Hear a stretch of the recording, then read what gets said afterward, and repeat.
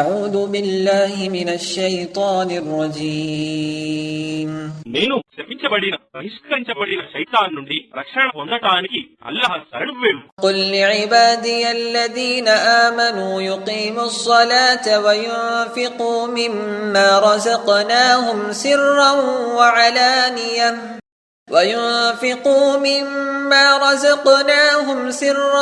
وعلانية من قبل أن يأتي يوم لا بيع فيه ولا خلال.